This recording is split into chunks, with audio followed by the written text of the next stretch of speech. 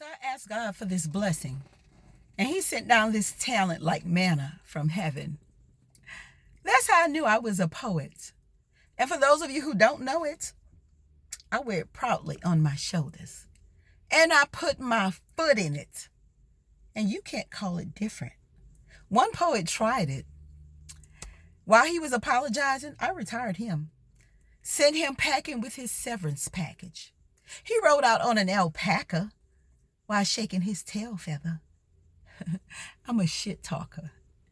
And I knew it was my calling when they started calling me back. So I came back with a vengeance. You'd think my accolades were posthumous because I killed every set. I make sonnets and soliloquies fit.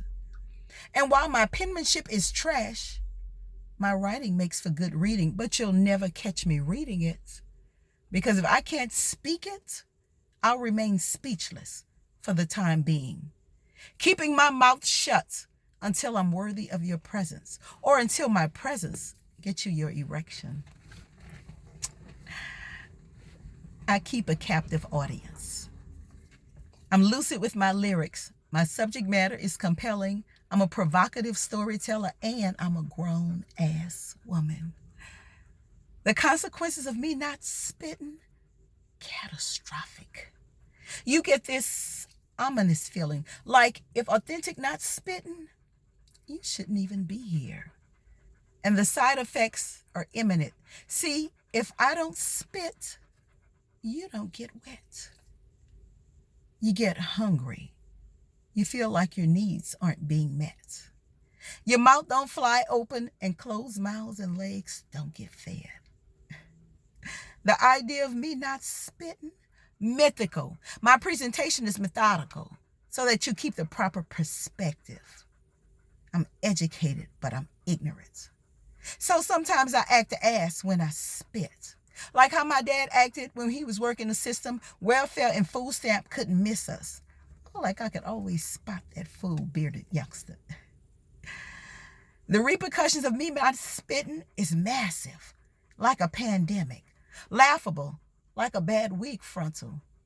And I take no pleasure in your devastation and my absence. So until I can return in the proper fashion, with the proper passion, I'll practice abstinence. I'll keep my vibrator in a time capsule during the coronavirus. And I don't like censored content. I don't like being limited about what I'm feeling when I'm in it. I don't like to distinguish between work and passion because I'm passionate when I'm working it. Ask him, baby, ain't I passionate when I'm working it? So whether I'm stroking him or stroking my pen, there's consequences to me not spitting. And my pen is sacred. And in my hand, I'm an assassin. But I don't need no weapon. All I need is a scratched piece of paper and something to write with, and I'm dangerous. All I need is a pad and a pen and an audience and 5 minutes. And I shoot down shoddy lyrics, shoot down bullshit critics, but never catch me slipping.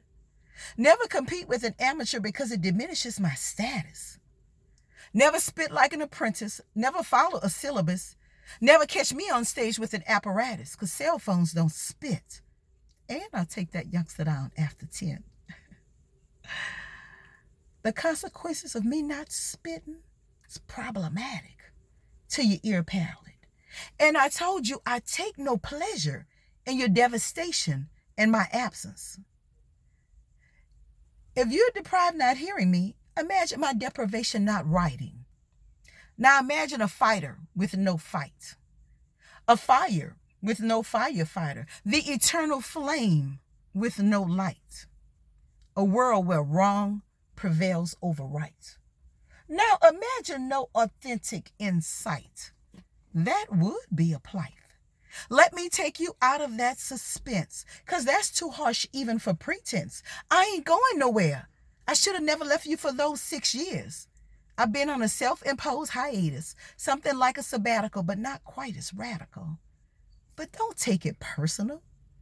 Don't look at this asymmetrical. I left on my own accordance and due to my own superstition or my woman intuition. But the idea of me not ever again spitting, fictitious. I'm pretentious.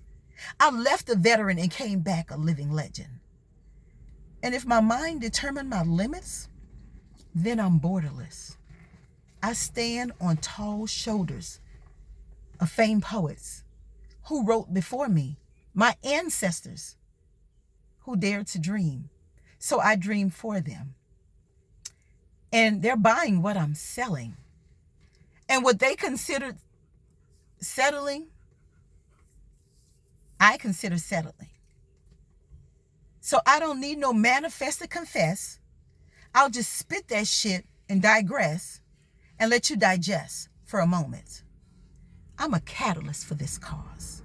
And Poetry Lounge is my catalyst. So for you, that's a win-win. You better show me some respect like Sevens in the building.